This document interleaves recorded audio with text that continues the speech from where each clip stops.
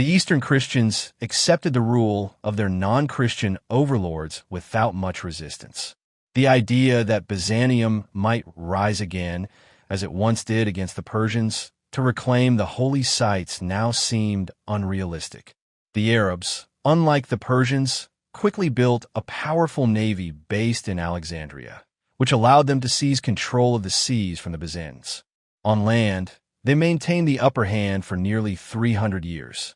There seemed to be little hope of salvation coming from the Christian princes of Europe. Moreover, not all Christian groups would have welcomed such intervention. For many heretical sects, the arrival of new rulers brought relief and even joy. The Jacobite patriarch of Antioch, Michael the Syrian, writing 5 centuries later during the era of the Latin kingdoms, recalled the long-standing belief of his people that God, in his power, raised up the children of Ishmael from the south to free them from Roman rule. He described this deliverance as a great blessing. Similar views were expressed by the Nestorians. An anonymous Nestorian chronicler even wrote that Christians rejoiced under Arab rule, praying for its success and prosperity. The Coptic Christians of Egypt were more reserved in their praise. Their criticism focused less on the Arab religion or people and more on the harshness and deceit of the general Amr, whose governance was marked by cruelty and excessive demands.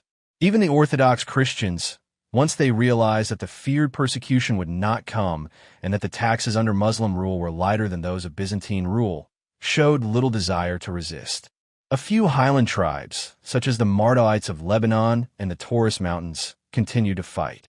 The Arab Conquest ultimately solidified the status of the Eastern churches in their existing roles. Unlike the Christian Byzantine Empire, which had tried to enforce religious conformity across its population, the Arabs were willing to tolerate religious minorities, much like the Persians before them, as long as they belonged to the people of the book. Christians, along with Jews and Zoroastrians, were given the status of dhimmis, or protected peoples. Their religious freedom was secured through the payment of the jizya, initially a personal tax, but later seen as a substitute for military service. Another tax, the carriage, was imposed on land. Each religious community, or millet, operated with a degree of autonomy under its own spiritual leader, who was responsible for the community's conduct before the Caliph's authorities. Each group was allowed to keep the places of worship they possessed at the time of the conquest. However, not all rules were strictly enforced. Muslims did appropriate some major churches, such as the Great Cathedral of St. John in Damascus, and many churches and synagogues were periodically destroyed. Still, numerous new ones were also constructed.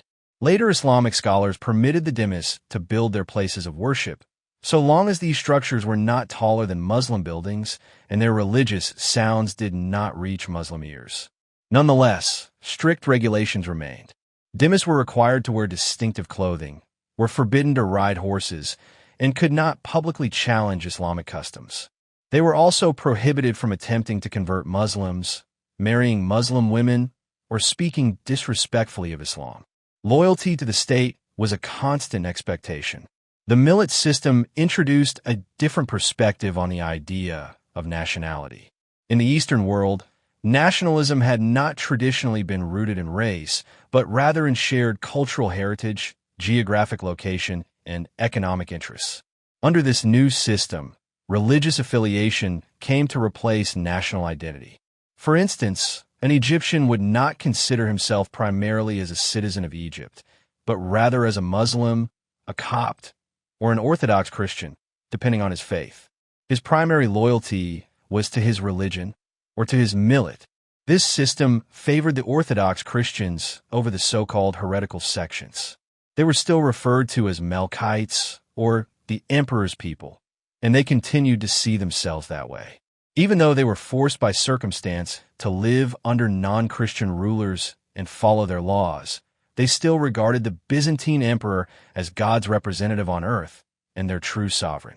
St. John of Damascus, who held a government post under the Caliph, always addressed the emperor as his lord and master, despite theological disagreements, referring to the Caliph merely as the emir. Similarly, Eastern patriarchs writing to Emperor Theophilus in the 9th century, though living under Muslim rule, continued to acknowledge the emperor in these respectful terms.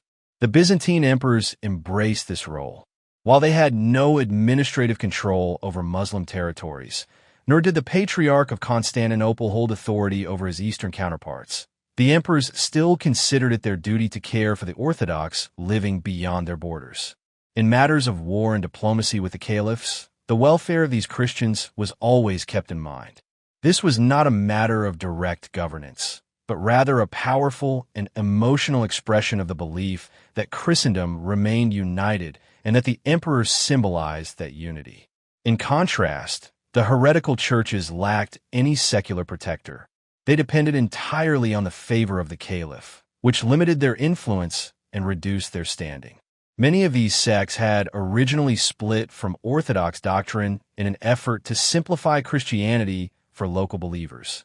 Islam, bearing many similarities to Christianity and enjoying the advantage of being the religion of the new ruling elite, became an appealing alternative to many of them. Although we have no exact records of how many Christians converted to Islam, it is clear that most converts came from the heretical groups rather than from the Orthodox Church. Within 100 years of the Arab Conquest, Syria had become mostly Muslim, though the Orthodox population remained relatively stable. In Egypt, the Copts retained their presence a bit longer due to their wealth, but they too steadily lost ground. Ironically, while the Millet system helped preserve the heretical communities, it also made reconciliation and reunification with the Orthodox Church practically impossible. The spread of Islam in Syria and Palestine did not result from a massive migration of Arabs from the desert. The conquering armies were relatively small and primarily established a ruling military elite over the local populations. The demographic makeup of the region remained largely unchanged. Regardless of whether the local people converted to Islam or remained Christian, they gradually adopted Arabic as their common language. Today we refer to their descendants as Arabs, but in reality, they were a mix of many ancient peoples. Arameans had also slowly settled in the area over centuries. Among them were Jews who had joined the early Christian church, such as the first apostles. Only the Jews who continued practicing their religion maintained a clear ethnic identity, though even their lineage had been somewhat diluted over time. In Egypt, the population was more ethnically Hamitic, but it too became more mixed due to intermarriage with Syrians, desert tribes, people from the Upper Nile, and others from across the Mediterranean region. Arab settlement naturally became most concentrated in areas close to the desert and in the cities located along key caravan routes bordering it. With the decline of Mediterranean sea trade that followed the Arab conquest, these inland cities rose in significance, surpassing the Hellenistic cities situated nearer the coast. Alexandria was the only major Mediterranean port the Arabs continued to maintain. There, as well as in the Hellenistic cities of Syria, Christian communities remained strong, likely still outnumbering the Muslims. A similar pattern appeared in rural Syria. The inland plains and valleys increasingly embraced Islam, while the region between the Lebanon mountains and the coast remained largely Christian, with various sects present. In Egypt, the religious divide took a different form.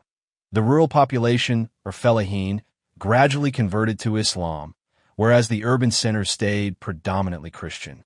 In Palestine, religious distribution was less consistent. Much of the countryside became Muslim, but numerous villages continued practicing Christianity. Important Christian towns, such as Nazareth and Bethlehem, remained almost entirely Christian, and in Jerusalem Christians still made up the majority. Most Palestinian Christians belonged to the Orthodox Millet. In addition to them, there were also significant Jewish communities in Jerusalem and in smaller towns like Safed and Tiberias.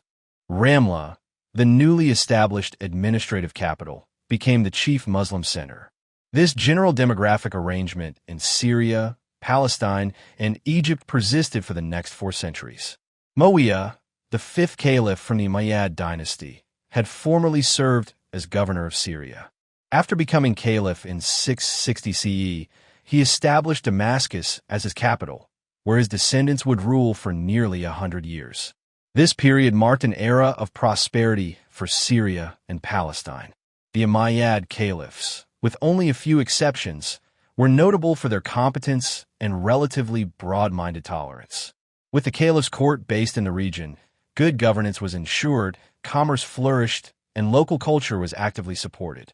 The culture they found and fostered was primarily Hellenistic Christian, shaped by influences commonly associated with Byzantium. Greek-speaking Christians held positions in the civil administration, and for many years, government records were kept in Greek. Christian artists and craftsmen were employed by the caliphs. A prominent architectural achievement from this period is the Dome of the Rock in Jerusalem, completed under Caliph Abdul-Malik in 691. It stands as the most distinguished example of the rotunda style from Byzantine architecture. The mosaics adorning it rank among the finest works of Byzantine art. Debate remains as to whether these mosaics were created entirely by local artisans or with assistance from craftsmen and materials brought in from Byzantium by Walid. The mosaics were designed in strict accordance with Islamic rules forbidding the depiction of living beings. However, in their private countryside retreats, such as the desert hunting lodge of Qasr al-Amra beyond the Jordan, the Umayyads allowed frescoes featuring human figures, including nude forms. In essence, their reign did not halt the development of the Near East Hellenistic cultural tradition. Instead, it supported its last and most refined expression before it faded away. For a time, Christians had little reason to resent the rise of Islam. Apart from occasional episodes of persecution and some degrading restrictions, they generally fared better under Muslim rule than they had under the Christian emperors. Law and order were more consistently maintained, commerce thrived, and taxes were significantly lighter. Furthermore, for much of the 8th century, the reigning Christian emperor was an iconoclast. In such a context, devout believers often found greater religious freedom and peace under Muslim rulers. However, this favorable period did not last. The decline of the Umayyad dynasty and the internal conflicts that eventually brought the Abbasids to power in Baghdad in 750 plunged Syria and Palestine into disorder. Local governors, driven by greed and lacking oversight, seized Christian churches and forced congregations to buy them back. Periods of religious fanaticism followed, with waves of persecution and coerced conversions. Although Abbasid rule eventually restored order, a significant shift had occurred. The relocation of the capital to distant Baghdad weakened central control over the provinces. While caravan trade remained active, the absence of a major nearby market reduced economic vitality in the region. The Abbasids, unlike their Umayyad predecessors, adhered more strictly to Islamic principles and were generally less tolerant of Christian subjects. Although they too relied on older cultural traditions, these were rooted in Persian, not Hellenistic, heritage. The Abbasid capital stood in what had once been Sassanid territory, and Persians came to dominate many positions of power. Persian styles influenced both artistic expression and everyday life at the court. As under the Umayyads, Christians were still employed in administrative roles, but now they were mostly Nestorians whose cultural and theological orientation leaned eastward rather than westward. The Abbasids showed a keen interest in intellectual pursuits, often greater than that of the Umayyads. Nestorian scholars played a key role in translating Greek philosophical and scientific texts, and even scholars from Byzantium were invited to teach in Baghdad. Nonetheless, this engagement with Greek knowledge was relatively shallow. The core of Abbasid civilization remained grounded in the traditions of Mesopotamia and Iran. The only place in the Islamic world where Hellenistic culture truly survived was in Muslim Spain, where the exiled Umayyads had taken refuge. Despite these changes, Christians under Abbasid rule were not without comfort. Muslim writers like Al-Jaiz in the 9th century sometimes attacked them harshly, but primarily because of their wealth, confidence, and occasional disregard for legal restrictions placed upon them.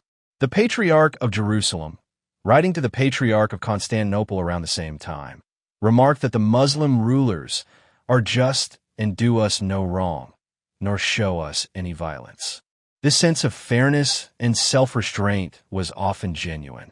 In the 10th century, for example, When Arab forces were struggling in their wars against Byzantium and Christian communities were attacked by angry mobs for allegedly supporting the enemy, the Caliph would ensure reparations were made for the losses they suffered.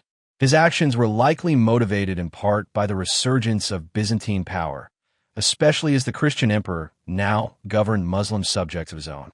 The Orthodox churches, backed by foreign influence, continued to enjoy a relatively privileged status. In the early 10th century, the Nestorian leader Abraham III, during a dispute with the Orthodox Patriarch of Antioch, told the Grand Vizier that we Nestorians are loyal friends of the Arabs and pray for their victories, emphasizing that they had no allegiance to any foreign king, unlike the Greeks, whose rulers were in constant conflict with the Arabs. Nonetheless, it was a gift of 2,000 gold coins, more than any argument, that ultimately secured his victory in the dispute. The only Christian group consistently subjected to hostility were those of pure Arab descent. Those among them who refused to convert to Islam were forced to flee across the border and seek asylum in the Byzantine Empire.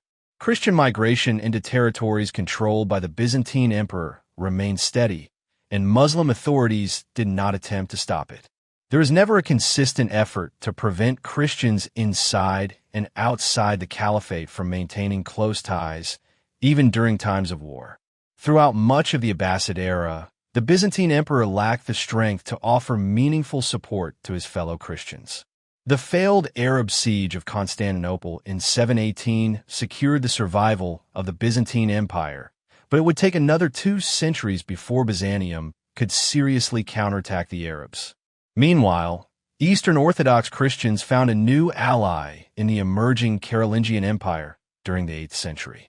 As Charlemagne began expressing concern for the Christian holy sites, his involvement was warmly welcomed. The Abbasid Caliph Harun al-Rashid, eager to gain an ally against Byzantium, encouraged Charlemagne's efforts to establish religious institutions in Jerusalem and to send charitable gifts to the churches there. For a time, Charlemagne was seen as the protector of Orthodox Christians in Palestine, taking over a role once held by the Byzantine emperor. In gratitude, local Christians honored him with gifts and signs of respect. However, this support faded as Charlemagne's empire crumbled under his heirs and the Byzantine Empire experienced a revival.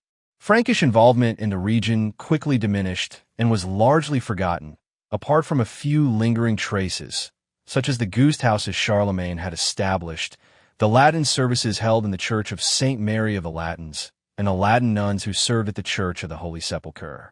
Still, in Western Europe, the memory of this episode endured. Over time, stories and legends inflated Charlemagne's role, with claims that he had established legal rights over the holy places or had even made a pilgrimage to Jerusalem. For future generations of Franks, their claim to authority in Jerusalem seemed both legitimate and divinely endorsed. Eastern Christians, however, were more concerned with the resurgence of Byzantine strength. In the early 9th century, the empire remained largely defensive, having lost territories like Sicily and Crete to Muslim forces.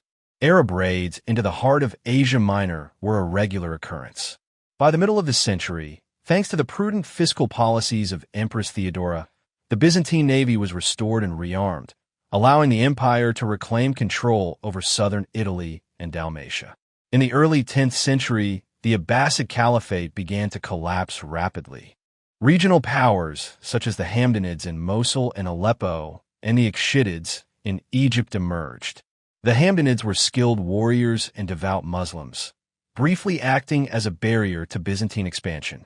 However, their involvement in internal conflicts only hastened the decline of Muslim power. Amid these struggles, the Ikhshidids took control of Palestine and southern Syria, creating an opening the Byzantines quickly exploited. Initially cautious, Byzantine advances soon accelerated. By 945, despite the military efforts of the Hamdanid ruler Sef al-Dawla, the Byzantine general John Kirkuas had recaptured territories in Upper Mesopotamia that had not seen a Christian army in over 300 years. Progress quickened after 960 when the renowned General Nicephorus Phocas assumed command of the imperial forces. In 961, he recaptured Crete. A year later, he launched a campaign on the Cilician frontier, capturing Anazarbus and Marash, Germanisha, effectively isolating Muslim-held Cilicia. In 963, Nicephorus focused on domestic matters, orchestrating a successful coup that brought him to the throne. Returning east in 964, he completed the conquest of Cilicia and dispatched a force to Cyprus, reasserting full Byzantine control over the island. In 966, he led a campaign along the Middle Euphrates to disrupt communication between Aleppo and Mosul. These victories stirred hope throughout the Christian East. The Patriarch of Jerusalem, John, sent a letter urging Nicephorus to advance into Palestine. However, this act of perceived betrayal enraged the Muslim population. In response, John was arrested and publicly executed by burning at the stake. John's optimism proved to be premature. During 967 and 968, Nicephorus was occupied with affairs along the empire's northern frontier. However, in 969, he led his forces southward into the core of Syria. Advancing through the Orontes Valley, he captured and plundered the major cities of Shazer, Hama, and Homs, eventually reaching the outskirts of Tripoli on the coast. As he made his way back north, he left behind a trail of destruction, setting fire to Tortosa, Jabalah, and Laodike, while his commanders laid siege to Antioch and Aleppo. The historic city of Antioch fell in October, and Aleppo capitulated by the end of the year. In Antioch, where Christians likely outnumbered Muslims, the city was fully integrated into the Byzantine Empire. It appears that the Muslim population was forced to leave the area. Aleppo, predominantly Muslim, was turned into a vassal state. The treaty with its ruler clearly marked the boundary between the new imperial territory and the tributary cities. The ruler of Aleppo would henceforth be appointed by the Byzantine emperor. The state was required to pay significant taxes directly to the imperial treasury, from which Christians were exempt. Imperial merchants and trade caravans were granted special rights and protections. These humiliating terms seemed to signal the nearing collapse of Muslim control in Syria. Before Aleppo surrendered, the Emperor Nicephorus was assassinated in Constantinople by his wife and her lover, his cousin John Tzimiskes. Despite his military successes, Nicephorus was a stern and unpopular figure, disliked for his harsh taxation, corruption, and conflicts with the church. John, already renowned as a skilled general, had no trouble ascending to the throne. He reconciled with the church by distancing himself from his imperial mistress. However, a war with Bulgaria kept him occupied in Europe for the next 4 years. During this time, Islam experienced a resurgence under the Fatimid dynasty, which gained control over Egypt and southern Syria and even attempted to retake Antioch in 971. By 974, John was finally able to focus on the Eastern Front. That autumn, he launched a campaign into eastern Mesopotamia, capturing Nisibin and subduing Mosul, even briefly considering a bold march toward Baghdad. Yet he recognized that the Fatimids posed a greater threat than the Abbasids, and in the spring he redirected his efforts toward Syria. Following the same path that Nicephorus had taken 6 years earlier, John advanced through the Orontes Valley. Homs surrendered without resistance. Baalbek was taken by force, and Damascus offered tribute and pledged allegiance. Continuing into Galilee, he reached Tiberias and Nazareth before descending to the coast at Caesarea. Delegates from Jerusalem approached him, pleading for mercy to avoid a brutal sack. However, with many key Phoenician coastal cities still under enemy control behind him, John decided not to press onward to the Holy City. Instead, he moved northward, capturing coastal towns one by one, with the exception of the heavily fortified port of Tripoli. As winter approached, the emperor had no choice but to suspend his campaign. On his return to Antioch, he secured and garrisoned the important mountain fortresses of Barzia and Sion in the Nozeri range. He then made his way back to Constantinople, but the campaign was never resumed. In January 976, he died suddenly. These conflicts had re-established the Christian empire as a dominant force in the East. With the liberation of Eastern Christians appearing within reach, These wars began to take on the character of religious crusades. Previously, battles against Muslims were largely considered routine defensive actions for the protection of the empire and were regarded as part of everyday life. Occasionally, Christian prisoners might be forced by zealous Muslim victors to choose between renouncing their faith or facing death, and their martyrdoms were respectfully commemorated. In the eyes of the Byzantine public, dying in battle against Muslim forces carried no more spiritual merit than falling in combat against fellow Christians like the Bulgars. The Church made no distinction between the two. However, both Nicephorus and John declared that the conflict had now become a holy cause, for the honor of Christendom, for the redemption of the sacred sites, and for the downfall of Islam. Already during imperial celebrations of victories over the Saracens, hymns were sung praising God for triumphing over them. Nicephorus was particularly vocal about presenting his military campaigns as Christian missions, possibly in an attempt to offset his poor relationship with the Church. He tried to persuade the Patriarch to endorse a decree declaring soldiers who perished on the Eastern Front as martyrs. But the Eastern Church, firm in its beliefs, would not condone killing as an acceptable path to sainthood. Still, in the inflammatory message he sent to the Caliph before launching his 964 campaign, Nicephorus portrayed himself as a defender of Christianity and even threatened to march to Mecca to establish Christ's throne there. John Simisis adopted similar rhetoric. In a letter recounting his 974 campaign to the Armenian king, he expressed a desire to liberate the Holy Sepulchre from Muslim desecration. He explained that he had spared the cities of Galilee from being looted due to their significance in Christian history. Reflecting on his inability to take Tripoli, he added that, had it not been for that setback, he would have continued on to Jerusalem to worship at its holy sites. Muslims, who had traditionally been more inclined to see warfare through a religious lens, had grown complacent. Alarmed by the Christian resurgence, they sought to reignite their own religious zeal. In 974, riots in Baghdad compelled the Caliph to declare a jihad, a holy war. It had appeared that the Holy Land might finally return to Christian rule. But the Orthodox Christians of Palestine would be disappointed. John's successor, Basil II, never had the chance to resume the southern campaigns. His reign was dominated by internal strife and a prolonged war with the Bulgarians, which demanded his full attention. Basil managed to visit Syria only twice. In 995, he reaffirmed Byzantine authority over Aleppo, and in 999, he led an expedition as far south as Tripoli.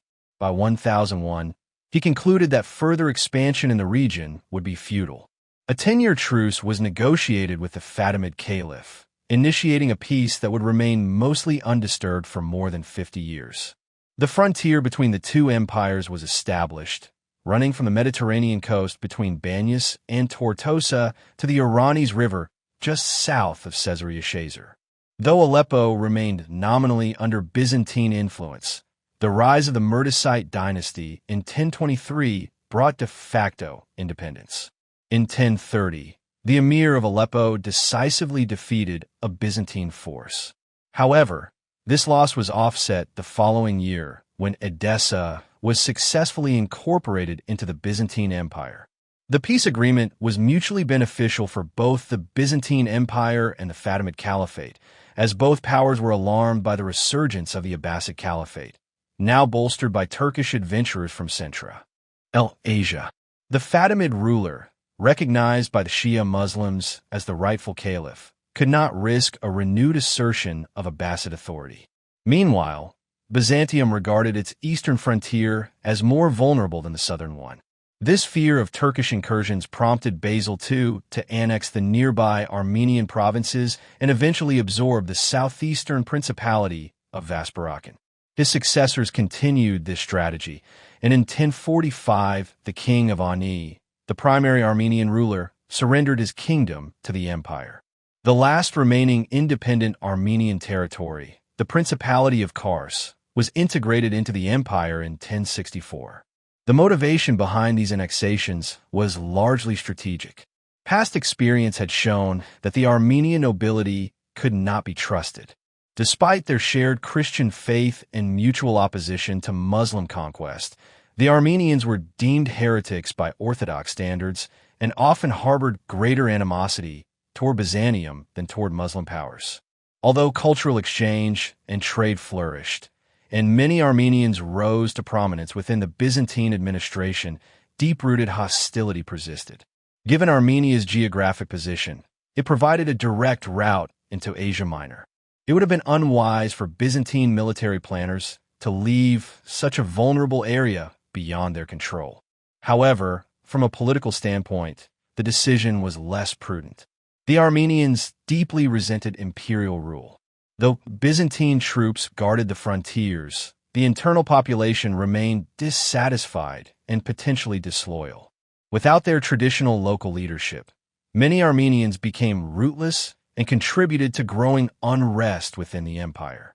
More far-sighted leaders might have avoided triggering the Armenian question, which introduced a disruptive and discontented minority into the empire's social fabric.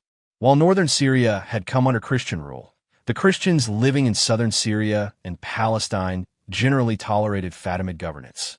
They experienced only one brief period of persecution under Caliph Hakim. Ironically, Hakim was the son of a Christian mother and had been largely raised under Christian influence. Yet around 1004, he turned sharply against his early upbringing. For the next decade, despite Byzantine protests, he issued harsh edicts targeting Christians. In 1009, he ordered the demolition of the Church of the Holy Sepulchre, declaring that the annual miracle of the Holy Fire, celebrated there on Easter Eve, was nothing more than a deceitful illusion. By 1014, approximately 30,000 churches had been burned or looted, and many Christians, fearing for their lives, outwardly converted to Islam. The Jewish population also suffered similar treatment. However, it's important to note that Muslims were equally subject to the Caliph's unpredictable persecution. Despite his oppressive measures, Hakim continued to employ Christian officials. In 1013, perhaps to appease the emperor, he permitted Christians to emigrate into Byzantine territory. The persecution ended when Hakim began to believe he was divine. In 1016, this claim was publicly affirmed by his associate Durazzi. Muslim outrage over this blasphemy far exceeded any previous Christian or Jewish distress. Hakim, now alienating Muslims, banned the Ramadan fast and the pilgrimage to Mecca while offering greater freedoms to Christians and Jews. In 1017, full religious freedom was restored. Around 6,000 of the recently converted Christians returned to their faith. In 1020, churches had their properties returned, including materials taken during their destruction, and the rule requiring distinctive clothing for Christians and Jews was abolished. Yet by this time, Muslim resentment against Hakim had reached its peak. Durazzi fled to Lebanon and founded the religious sect later known as the Druze, named after him. As for Hakim, he vanished in 1021, likely assassinated by his ambitious sister, Sid al-Mulk. His disappearance remains a mystery to this day. The Druze continue to believe that he will one day return. Following his death, control of Palestine briefly passed to Salih ibn Mirdas, the emir of Aleppo. However, by 1029, Fatimid rule had been fully re-established. As early as 1027, a treaty had been signed that granted Emperor Constantine VIII permission to oversee the restoration of the Church of the Holy Sepulchre. This agreement also allowed former apostates to return to Christianity without facing punishment. The treaty was renewed in 1036, though the actual reconstruction of the church was not undertaken until nearly a decade later, during the reign of Emperor Constantine IX. Imperial officials traveled freely to Jerusalem to supervise the project.